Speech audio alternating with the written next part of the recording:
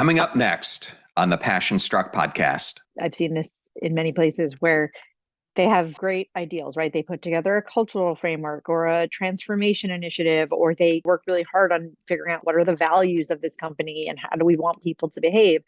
And ultimately, where it usually falls apart is in actually getting people throughout the organization to change their behaviors in ways that are conducive to that.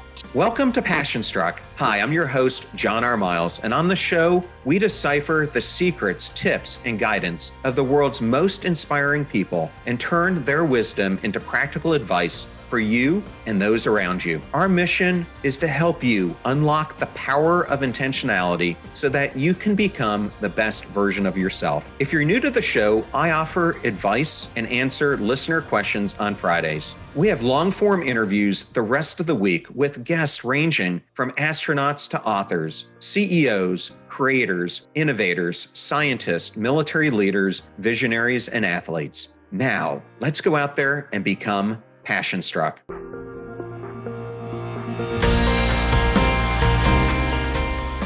I am ecstatic today to welcome Jessie Wisdom to the Passion Struck podcast. Welcome, Jessie. Thank you. It's great to be here and great to meet you. It's nice to meet you as well. And I always like to start out the interviews by allowing the audience to get to know the guest. And so a question I like to ask is, we all have moments that define us. What is a moment that defined in many ways who you are today?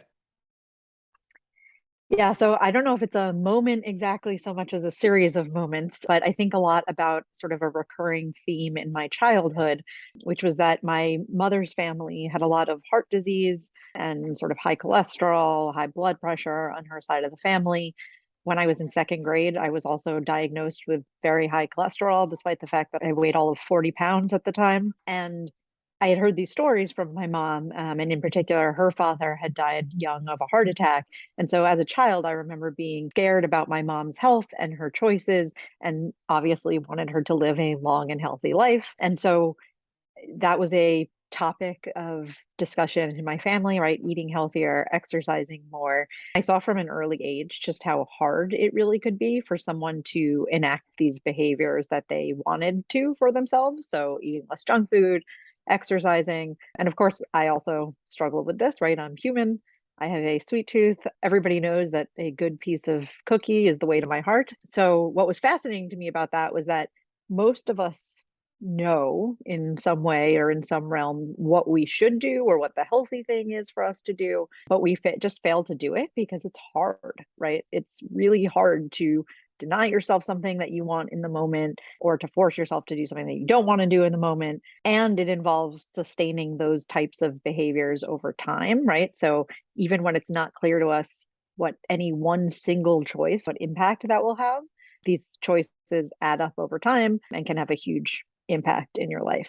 But it's hard enough that even in the realm of health, where it can be literally life and death, people continue to make choices that are not in line with what they want for their long-term selves. And so I became really interested in sort of how we can make it easier for people to actually follow through on their best intentions, be their best self, and in doing so, how we could help people live sort of happier and healthier lives. I now work outside the realm of health, but I'm still focused on that same issue of how do we get people to follow through on their best intentions. Well, I love that backdrop. I had a guest a number of months ago, Dr. Michelle Seeger. I'm not sure if you're familiar with her, but she's a professor at the University of Michigan, and she just came out with a book called Joy Choice. And in there, she points out, and in our interview, she did the same thing. She says, we are taught by society how to start and stop, but not necessarily how to sustain a new behavior. And she said it's those ugly middle points that are some of the hardest things for any habit formation. So love that you found Absolutely. The same exact things. Yes, I absolutely agree with that. And it's interesting because those types of choices, there are some choices that we can make once in life and then kind of let it go, right? But choices where you have to make good decisions over and over again in a sustained way is really hard. Oh my gosh, it sure is. And I think from the standpoint of habits, those that are around eating and exercise are different than other types of habits that we form, and in some ways more difficult to correct. Well, it's interesting. I first found out about you by one of your personal friends, Professor Don Moore. And I Hmm. understand that you both were at Carnegie Mellon at the same time and that you helped to create the Center for Behavioral Decision Research. Can you tell me what that is and what its goal is? Yeah, absolutely. So I was lucky enough to work with Don and others sort of running that center for a year or so. And essentially, it worked with interdisciplinary researchers, so folks in psychology and public policy, human computer interaction, and provides them with resources for conducting behavioral science research. So I ran that lab for a year, and then I went on to join the social and decision sciences department at Carnegie Mellon, which I learned about through that lab. And there I studied behavioral economics. So it was a great start and a place to learn all about behavioral science research. Well, for people who are going through their PhD, I know that their mentors play an extremely important role in shaping their research and guiding them along that arduous path. Who were some of your mentors during that time, and what significance did they play in you becoming the behavioral scientist that you are today? Yeah, so I worked with a bunch of different folks at CMU, but I've also worked with researchers outside. So I think Katie Milkman, someone that I've worked closely with in the past. We've done research together on exercise. And then at CMU, I actually worked on food labeling, so calorie labeling and how that affects people's choices. And I worked on that with Julie Downs and George Lowenstein. It was really interesting to look at how information like that can change people's choices or not. I did a study where I was able to stand out on the streets of New York right before and after the calorie labeling laws went into effect. So they were putting them up on right on the menu boards in fast food restaurants. Was able to sort of talk to people, get their receipts, see if the information had actually changed their decision from before it was up to after. But the really interesting thing about that in terms of just what I remember and my experience, besides obviously the data we got out of it, was interacting with people in those restaurants when the calorie information first went up and really seeing how it can miss the mark in terms of what people need to make the right decision at the time. So I remember in particular standing next to one man who I think he saw I had a clipboard and was taking, so I think he thought I worked there. And he leaned over to me, and up on the board, there were these calorie posting numbers, and it said things like 700 to 1,000. And he leaned over to me and he tapped me on the shoulder and he says, "Why are there phone numbers on the board?" And I said, I kind of was like, what? And then I looked and I thought, oh, yeah, if you don't know what that is, right? A 3-digit followed by a dash and then a 4-digit number is a phone number. And so it showed me sort of how information isn't always framed in the right ways to help people. That was what my dissertation on was on there. Yeah, it's interesting. Just a few weeks ago, I interviewed Dr. Kara Fitzgerald, who is one of the leading researchers on how to reverse your biological age. And she does a lot of work on epigenetics and DNA methylation. And what she has found is that it's really our lifestyle choices. And this goes very much to Katie Milkman and as well. When I interviewed her and in her great book, How We Change, I was startled to see that almost 40% of premature deaths are caused by lifestyle choices and the decisions we make, which are all preventable. Yes. To your point, if you put the focus there. Yes, absolutely. I remember that graph, seeing that in graduate school and just being shocked by that. And that was one of the sort of major motivating factors to me, right? Is in addition to having seen it personally, how these choices can make a difference in our lives, really seeing that statistic and thinking about how much impact we could have if we were able to help people make better decisions for themselves, that really motivated me. Yeah. So, why do you think it is that even when you put the information out there, people have such a hard time acting on it? I know one of the things I like to think, even when it comes to the podcast, is people like to consume information, but oftentimes they don't know how to apply it. Yes. So I think that's exactly right. And that's actually one of the things that the company I founded, Humu, tries to work on, which is essentially that people don't always know how to use the information. They don't always get information at the right time to use it. Sometimes the information is not framed correctly. So it's too much information at once and you don't know how to actually get started, right? There's sort of lots of barriers that can get in the way. And to Katie Milken's research, this is exactly what she looks at, right? Is what is the barrier that is preventing us from actually making the choice that we want to make. And that can be lack of knowledge. In that calorie posting situation, that man didn't even understand what that information meant, right? So it could be understand how to interpret it. It also could be that it just doesn't hit you emotionally in a way that maybe it could. So I've done some research on how we can actually reframe calorie information to maybe make it more impactful. But I think, as I said, people generally have good intentions. Not everyone is good, but a lot of people are. And I think in the workplace as well, that's another place where people often know what they should do. They know how to be a good manager.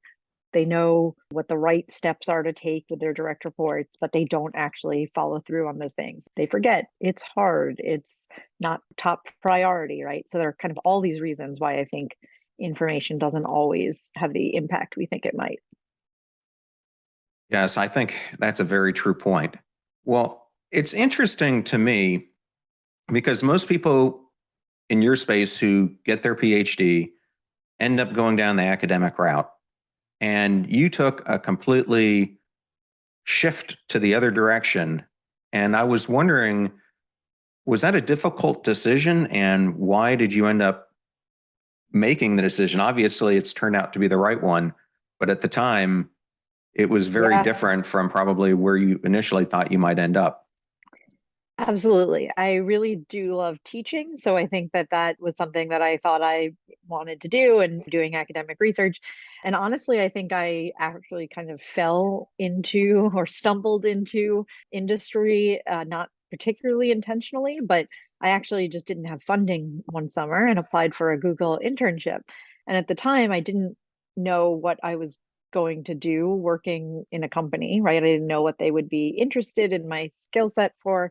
But once I got there and saw the impact that I could have, that really had an impact on me. And so I think there were probably three things that really influenced that decision. So the first was pace of work. So I really love a faster pace of moving through things. Academics, obviously, it takes a while for things to get published. And so that wasn't always super gratifying to me.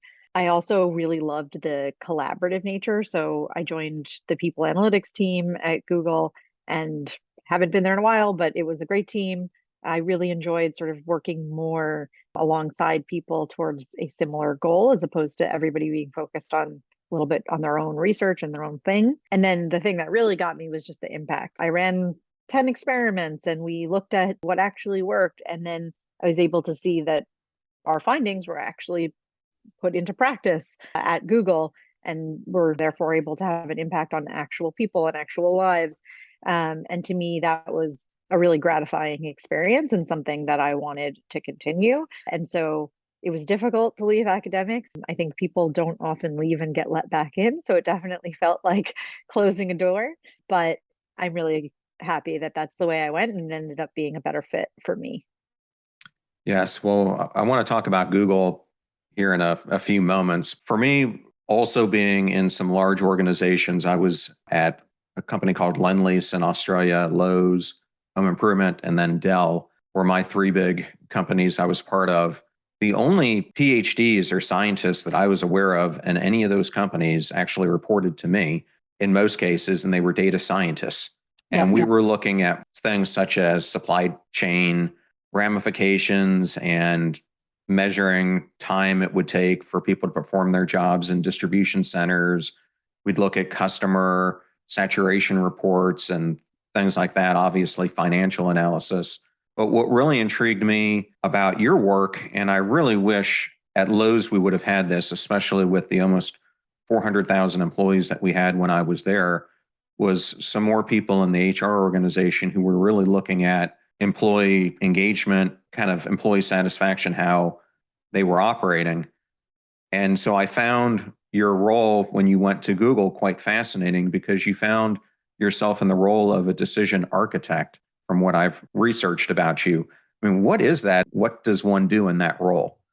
Yeah. So I was officially on the people analytics team and I got to work on lots of different projects. So everything from leading the annual employee survey to understanding what makes for good managers. But sort of the main place where I focused specifically was on just how we could help people make better decisions. And by that, I mean decisions that were more in line with their long-term goals around everything from eating well to exercising more to choosing health and financial plans that were most appropriate for them to following through on learning opportunities that they got.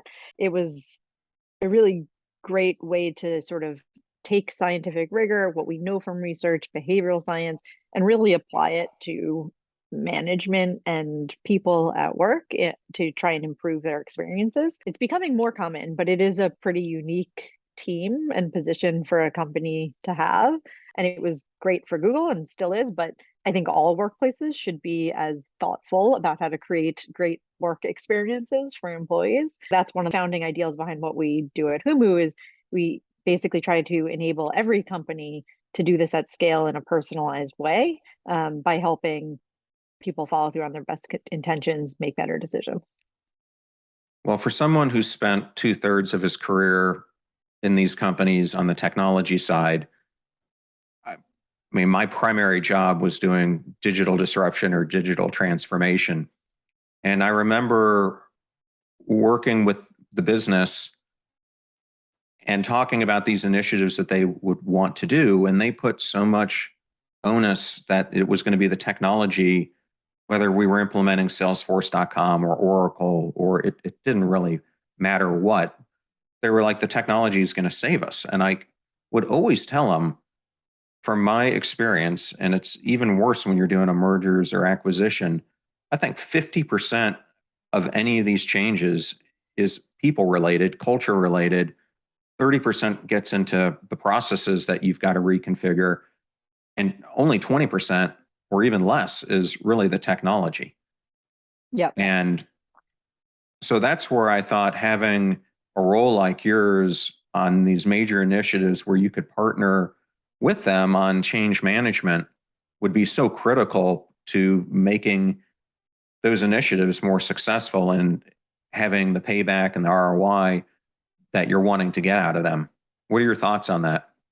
Absolutely. And that is absolutely one of the things that we work the most on at Humu. So we see all the time, we work with companies, right? I've seen this in many places where they have, again, great ideals, right? They put together a cultural framework or a transformation initiative. They work really hard on figuring out like what are the values of this company and how do we want people to behave.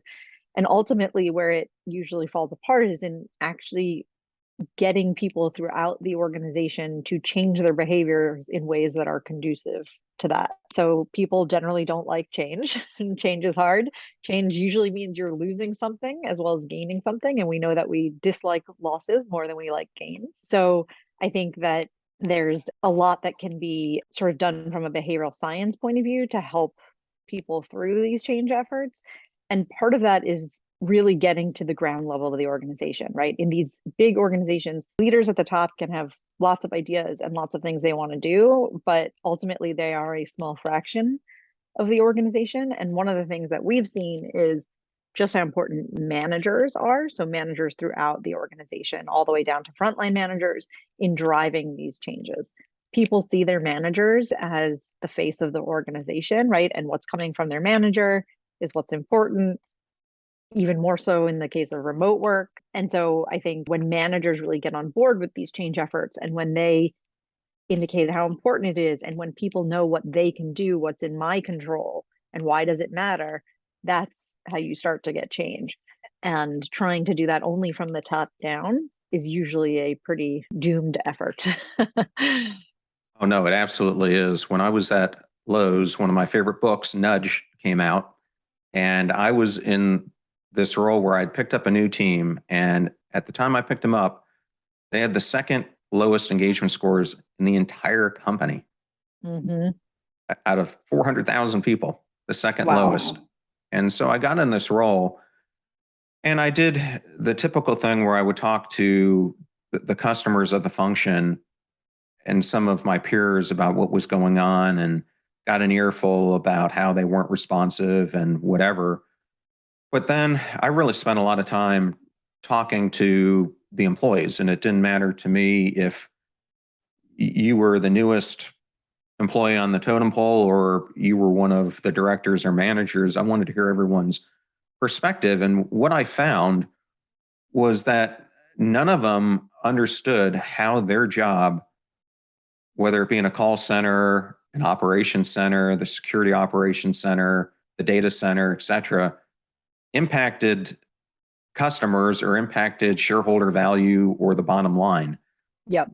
And none of them were empowered to make decisions on their own and to have any input in what we were trying to create. And so for me, I laid out this multi-year plan, but one of the most critical factors of it was this idea of you can't take a group that's that far behind where they need to be and get them to where you want them to be overnight. You've got to do it, and I always called it incremental steps, Yep. which is another word for nudges.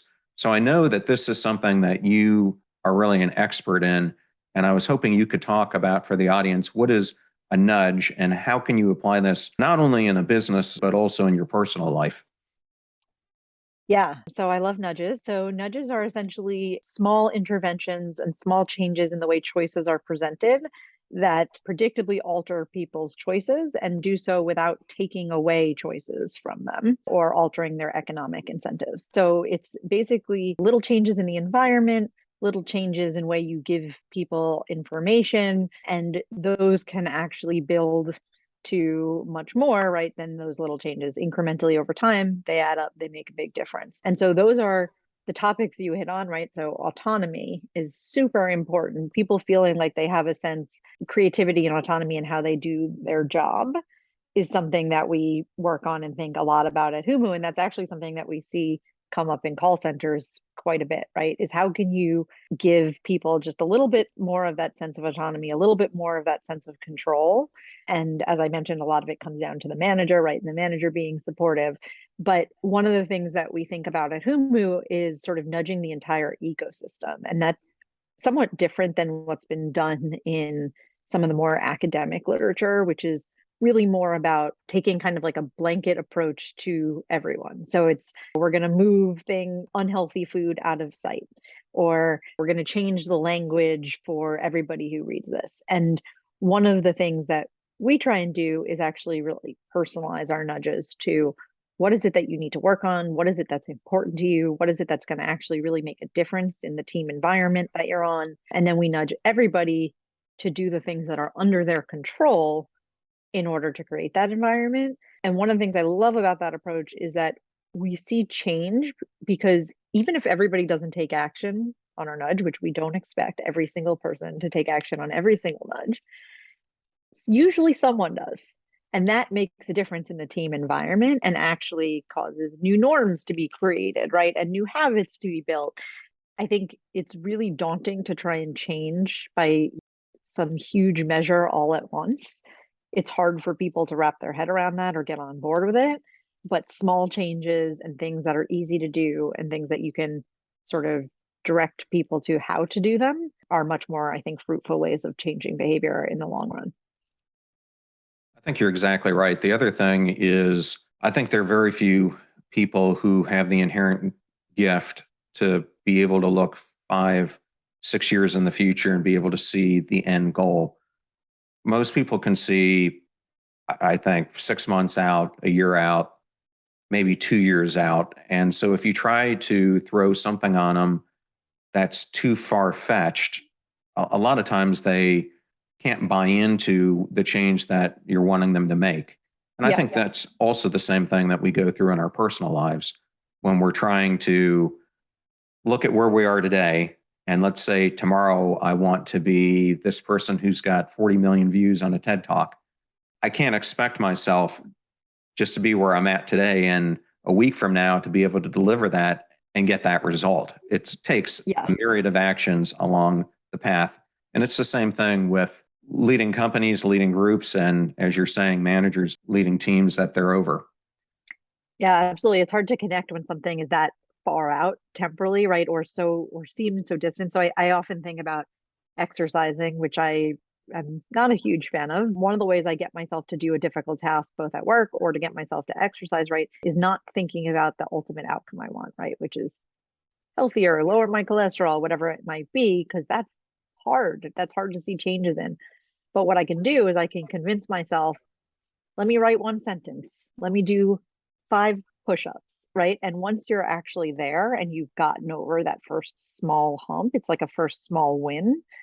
Often you're then motivated to actually keep going. So I know I'm tricking myself when I say I'm going to do 5 sit-ups or 5 push-ups. I know I'm going to actually do more, but that's how I get myself started, right? And so it's good to have that, like, here's this end goal that I'm thinking about, but also what are the small wins we can create for ourselves right now in order to get over that big hump. Yeah, I think that's really important. And I'm going to bring up Katie Milkman and Michelle Seeger again, because when I talked to them, one of the most important things that they brought up, and it's something that I talk a lot about in my solo episodes on the podcast, is the power of choice. And I think people don't realize just how many choices we make in a day. I think it's been measured at somewhere between 250 to 300,000. So we're making all these choices. And I kind of like to look at it that in a house, you've got 3 floors, and one of them is consciousness, subconsciousness, and then you kind of have super consciousness. And depending on your actions, it really determines the long-term outputs that are going to appear in your life. And it's just like you talked about earlier in the interview about eating a cookie. Well, having a few bites of a cookie might be fine, but are you pairing that with a salad, or are you pairing it with a hamburger? Yeah. And Yeah, your absolutely. mind wants to immediately go to, I want that hamburger and fries. And it takes so much focus and intentional willpower to make the choices to shift where you are. But as you've probably seen yourself, when you start cutting out that sugar and other things, the body craves it less. But Yeah. just like you mentioned in going to the gym, those first few push-ups are hard, but once you get through it, your body kind of loosens up and you're able to do more. And I think the same thing with making wise choices. What are your thoughts on that?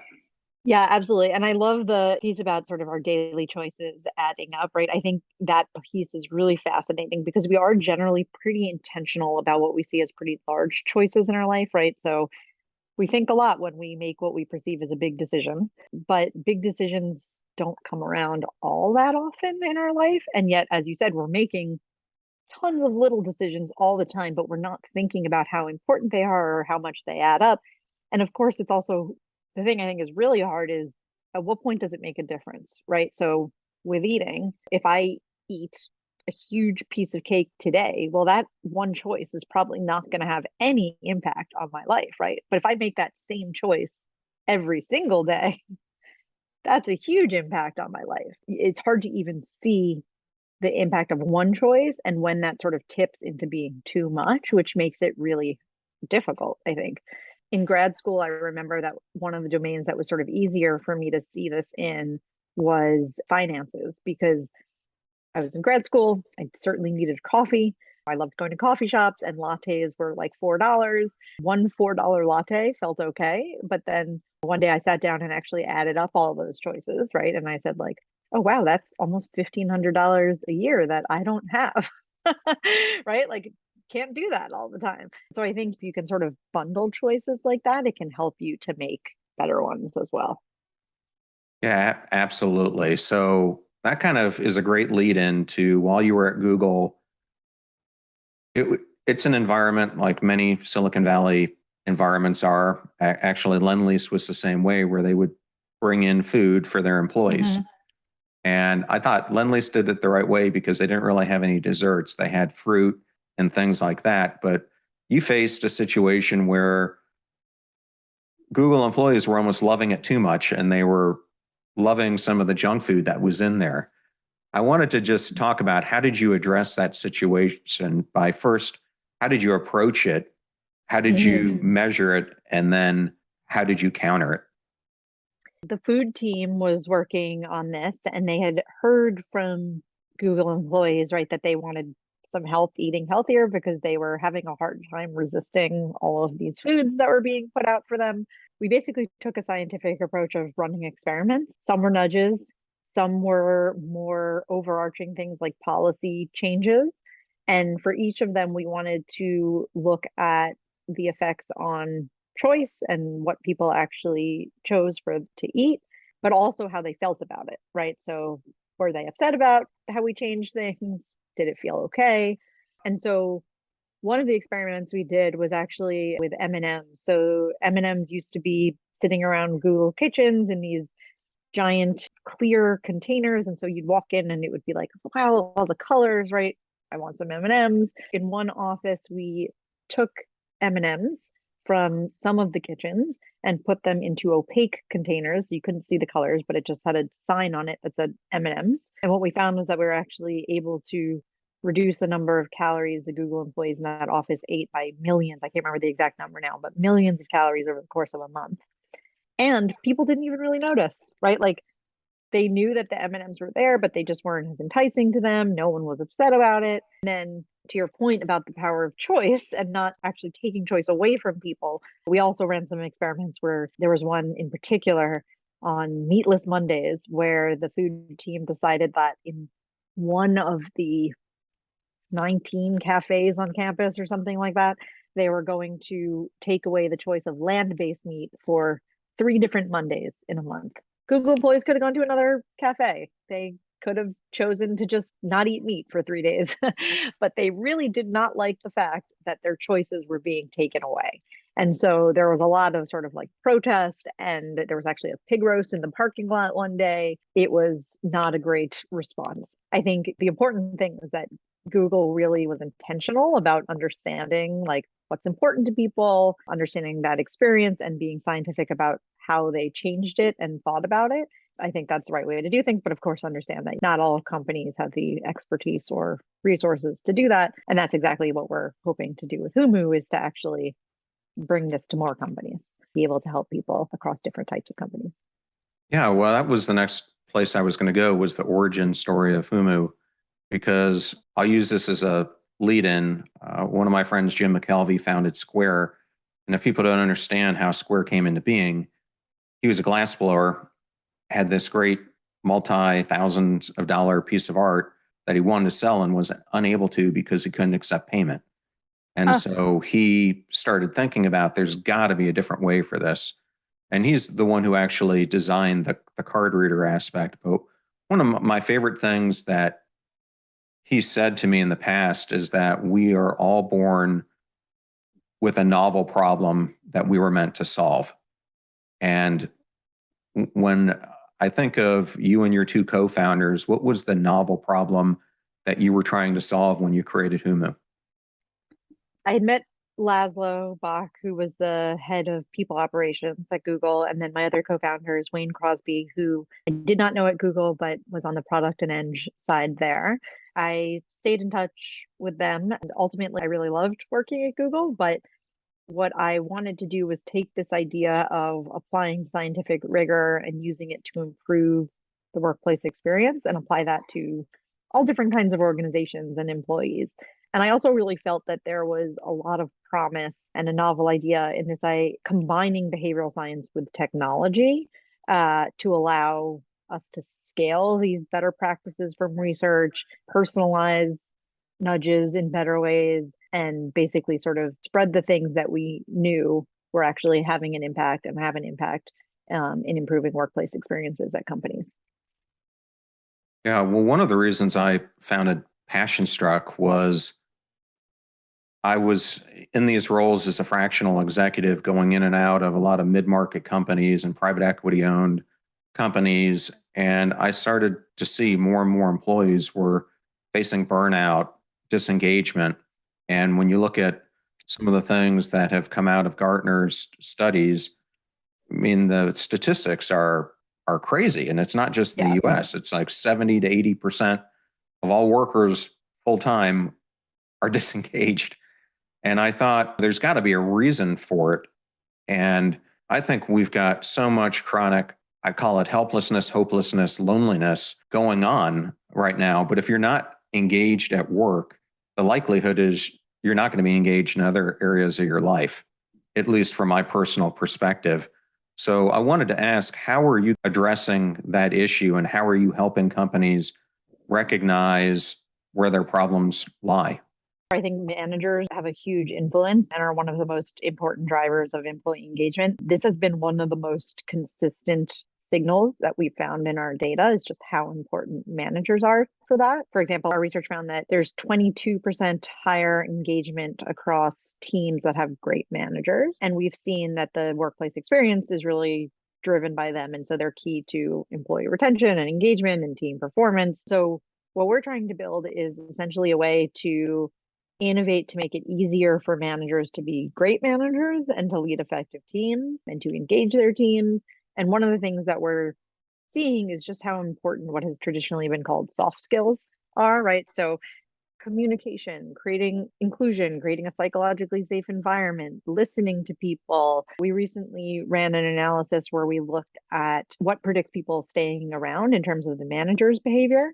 And what we found is that all the things you think would be important are important. Managers should provide goal clarity, and they should provide structure, and they should provide recognition, and all of these things. But the thing that was most predictive of their teams wanting to stay is how much they gave them recognition, right? The people on their team feel like they're recognized and valued for their work. And so I think there's a lot that can be done again in these little moments, right? Little things like recognizing people more. That doesn't cost you anything. Those types of small behaviors can really, really make a difference in how engaged employees are. And we've seen this across all types of workplaces, from food service, frontline retail, where we were able to get people to have a little bit more autonomy, to financial institutions and call centers. So I think that's one of the biggest levers that we can work on right now. Yeah, I've got a great example of that. One of the best leaders that I know is a gentleman by the name of Rear Admiral Tim Gallaudet, who was the former Undersecretary of Commerce, and he at one point led NOAA. But he did this incredible thing, and it's not a trait that he was born with. It was something that he had to work on very hard. But before he would go into a meeting, especially if it was with people he had never been in a meeting with before, he would do research on each one of them so that he would get to know them before the meeting. And then when they came in, he was able to very personalize the meeting, his interactions with them. But then he also reached into the organization when he saw people doing really valuable things. He would write them personal emails. He would send them personal notes. And I will never forget it because a friend of mine was the controller, and she's like, no one even knows I'm alive. And the other day I got an email completely out of the blue, and she's a veteran as well. And she goes, from Admiral Gallaudet, who had seen some of my work doing financial analysis and just wanted to tell me it was some of the best work he had seen. And those small things like that, it doesn't matter what level you're at, goes such a long way, whether it's recognizing people with birthday cards and thanking their families as well for the sacrifices that they're making, or other things. And I think the other thing that's huge is empowering people, like I brought up earlier, that they can make decisions as long as you give them the parameters. I'm a big believer of eyes on, hands off leadership, because I always look at it as if I was in a Navy SEAL team. The 4-star general or admiral who's back at SOCOM is never going to be able to see what the operators in the field are. The same way that the CEO of a major company isn't going to be seeing what the rank and file are doing. But you've got to find a way that you can give them the box that they can operate in and let people make intelligent decisions, especially in customer-facing roles where they're trying to do their best on those interaction points. So just a couple tidbits for me on that. I think what you're doing is really important. Yeah, absolutely. And I think there's also ways that companies can sort of build in more of these norms, right? So like on the recognition piece, one of the things that we do internally at Humu is we have a Slack channel called Cheers for Peers. And it is a very active channel in which people just put up shout outs for like, someone did this awesome thing and I really appreciate it, or someone's been killing it at their job recently and here's why. And the whole company like emojis, right? Like it feels like a little celebration. It's a small thing, but it makes people love it, right? It makes a big difference. I think there are ways that you can, as leaders, you can signal that these things are important and that you value them. And I think that also can help to set that culture within an organization that it does matter to take the time to do these little things. It sure does. And as I was researching you, I found a tool by looking at a blog that Laszlo did on your website. And I'm going to throw it out to you. He called it the EASY framework. as a way to help people with their nudges. I'm not sure if it's something you're familiar with, but it's easy, attractive, social, timely. Yeah, I believe that came out of behavioral insights team, maybe. I could be wrong. But yes, I think all of those things are very true. And I particularly think that ease is a huge component, right? Like making things easy for people to do actually goes an incredibly long way. We like to think that our behavior is predicted best by our intentions, right? So if I intend to do something, I'm going to do it. But actually, our behavior is predicted best by other things like what did you do before and how easy was that behavior and things like that. So I think that's a super useful framework. Yeah, I liked it because I thought it was something not only could you use in a company, but you could use in your own personal life. Make the change that you want easy, make it Yes. attractive, make it something that's socially approachable. And of course, timeliness of when you implement something is extremely important because if you're in the mindset, even to start a new exercise regimen, then you're going in and you're going to lose that motivation, which is so important for you to get through the first few weeks and Yeah. sustain the behavior. When people are aware of their own shortcomings, right, and can say, like, I know I'm going to struggle with getting myself to the gym, even though I want to, then you can use a framework like that to really set yourself up for success and think about all the things that you could do to make it easier and more attractive and all those other things to actually get that behavior done, right? Exactly.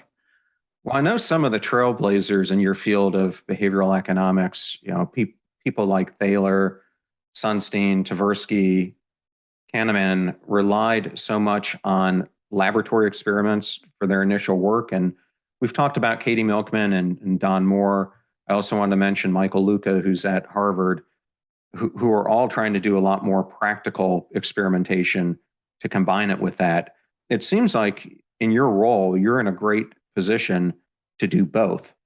And not only on a small segment, but you can do it almost in the way the Behavioral Change for Good initiative is doing it by looking at mega studies. I wanted to ask, how are you incorporating the research and the practical in what you're trying to do?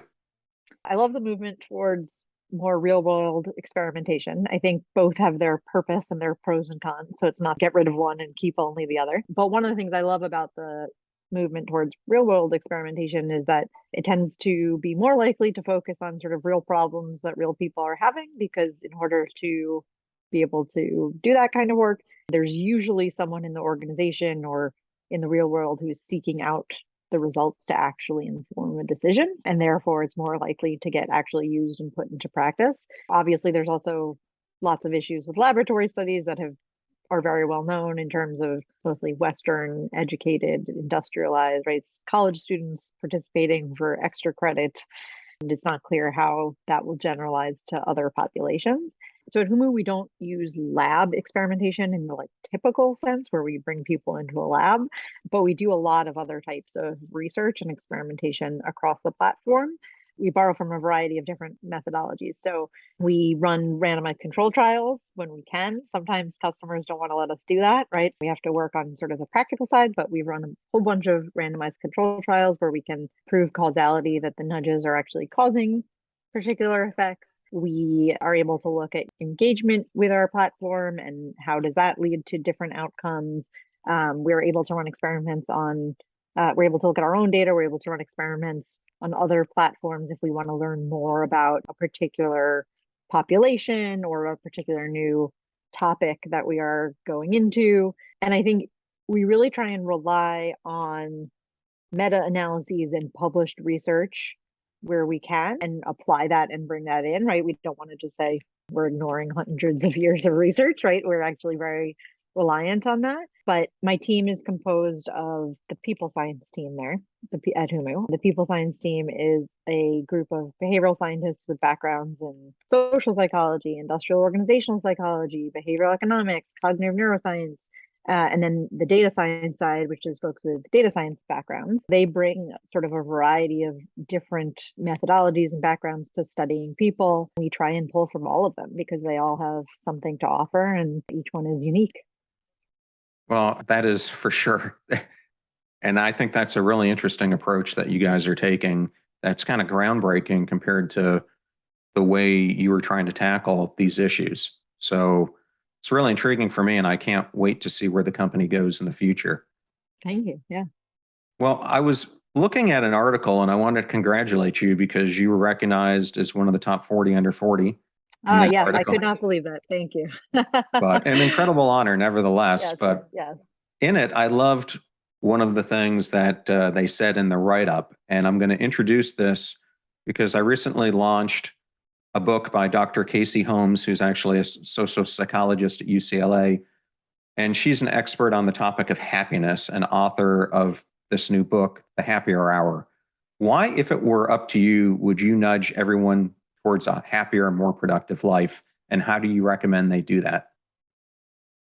Yeah, so she's a great researcher. I don't know her personally, but I know many of the folks she works with. I think first it's important to clarify what is meant by happiness there. In this sense, I'm talking more about eudaimonic happiness, which is a sense of meaning and purpose and connection with others and flourishing, as opposed to hedonic happiness, which is more of what people tend to think of when they think of happiness. So, like fun, joy, pleasure. I don't think that those are necessarily the keys to life, but I do think that mnemonic happiness and feeling that sense of purpose in your life is really important. In my mind, obviously, the answer is right, small changes that incrementally bring us closer to the person that we actually want to be. And I think change is hard, change is overwhelming. If we cannot make it easier for ourselves, then it's really a constant battle to just push through that. But if we can take the first small step, it can cause momentum, it can build up over time. And so I think that's the idea behind nudging everyone towards a happier life is what are these small things that people can do for themselves, these small changes they can make that make it less hard, more likely that they're going to follow through on things that they really want. Well, I think that's a great answer because this whole idea of being passion struck is really how do you pursue being your self realized self? And to me, that pursuit is in many ways what I think brings you more joy and happiness in your life, whatever you want to call it, because you feel like you're living the life that you're supposed to. Yep, Well, exactly. I wanted to end on this question. So, one of the things I'm trying to get more people aware of is we are at the very tip of the iceberg when it comes to this cascading, I think, tidal wave that's going to come with automation, robotics, AI in the future. And every single report that I'm reading is saying somewhere between 400 to 800 million jobs are going to change, many be eliminated completely. And so when you were talking about the soft skills earlier, it's interesting because my son is 24 right now. He's wanting to go back and get his master's and study. And he goes, I just don't know what to dive into because it seems like everything is changing so fast. I'm worried if I go into this area, by the time I'm done the degree, it's going to be obsolete. And I told him, I think the things that are going to be so important in the future are adaptability quotient, emotional intelligence, being a constant learner, because people are going to be thrust to have to learn. Yes. And I'm wondering if you guys are seeing that and how you're trying to prepare organizations to think that way. Yeah. So first, I would say he should check out the work by Barry Schwartz on intellectual virtues, which is a new thing he's writing about, essentially around what are the values that we should be learning in our workplaces and in schools as we prepare for the workplace. It's all of those types of things and how important they're going to be. I think in terms of, automation and robotics and things like that, it's definitely less close to my sort of day-to-day life. But I think we've seen over the past few years just how fundamentally work can change and shift. And I don't think that's necessarily going to stop, right? So I think the thing for me is that however work changes in the future and whether or not that happens, I think there's always going to be a human element to work. People want to create things, they want connection with others. I don't think people are going to stop working, even if work looks different. But I think the thing that is really important in all of these changes is keeping the human element at the top of the stack of what you're thinking about, right? Many of the like tools and technologies that people come up with are well intentioned, but they don't necessarily think through how humans will interact with it or the ways in which humans might use it in that weren't expected. Those tools can essentially be used for good, for improving the human experience, or they can be deployed in ways that hurt. For example, I'm personally not in favor of technologies that monitor employees' every move in intrusive ways, right? I think that can backfire in many different ways and is not going to lead to the long-term outcome that people desire. I think really keeping the human experience and how are people going to interact with your technology or whatever it is so important to keep in mind. Yeah, I'll give you a great example of that. When I was the CIO at Dell, we were going to a work from home more policy, primarily because we were running out of room at Round Rock to facilitate everyone. And the legal group wanted the ability to have the cameras to be able to be turned on at any moment and observe what the employees are doing. And for various reasons, one, personal privacy. I mean, the person could be naked or Lord knows what. I mean, but there were various reasons. And I said, the next thing is if you put this out, you can't make this a policy and not tell the employees. So do you understand the backlash you're going to get when you do it? And they ended up moving forward with it. And everything that I had told them started happening, and people even started leaving the company just because of the policy. And sometimes Big Brother, as you say, can get way overbearing to the point where you've got to trust the employees are doing what they're supposed to be doing. And there are other ways that you can track their progress without doing that. And I think what you just said is key, right? Trust is such an important thing, and it's very easy to break, and it matters for how people work for your organization. If they feel like you don't trust them, well, why should they treat you well, right? Like, you already don't trust me, so okay, I'll act untrustworthy, right? It's not, I don't think it's a good sort of behavioral loop to get in. No, I don't either. Well, Jessie, I wanted to end by allowing you to either give a shout out about Humu and maybe something that's coming down the pipe, could be a product that you're launching, and then maybe just tell the audience, if someone wants to learn more about you and the company, what are the best ways to do it? Sure. You can check out humu.com, is the best place to learn more. And there are ways to contact us through the website. Right now, we're, as I mentioned, really focused on managers. I'm so excited about that because I just think it gives us the opportunity to have a huge impact, not only for the managers, but for everybody. We're seeing how the world is changing and how managers are really pressed. There's statistics, right? We've seen that managers are actually much more likely to quit now than individual contributors and all these things. And they're going through a lot, and they're people too, but they also have a huge influence on everyone else. What we're building right now is really focused on supporting connection and interactions between managers and their teammates, and really building good relationships that lead to all of these outcomes that organizations care about, like performance and retention, but that ultimately, makes the work experience better for the manager and for their teams. That's what we're working on right now. Well, awesome. Thank you so much for being here today and for sharing everything that you're doing at Humu, but also all the incredible work that you did prior to that. So thank you for having me. It was great to meet you. Yes, you as well. I thoroughly enjoyed that interview with Jessie Wisdom, and I wanted to thank Jessie, Megan Day, and Humu for the honor of interviewing her. You're about to hear a preview from the Passion Struck podcast of an interview that I did with Daniel Pink, the repeat #1 New York Times bestselling author, and we discuss his new book, The Power of Regret, how looking backwards moves us forward. Positive emotions are awesome, right? Positive emotions make life worth living, but you don't want to have only positive emotions. You want to have some negative emotions mixed in there because negative emotions are functional. And one of our most functional negative emotions is regret. So you don't want to extinguish it. You want to be able to harness it. And we haven't been shown how to do that. The fee for this show is that you share it with friends or family members. When you find something useful or interesting, if you know someone or a company who could use some advice on how to get rid of sludge and how to use nudges to improve their overall performance, then definitely share this episode with them. The greatest compliment that you can give us is when you share this show with those that you care about. In the meantime, do your best to apply what you hear on the show so that you can live what you listen. And until next time, live life passion struck.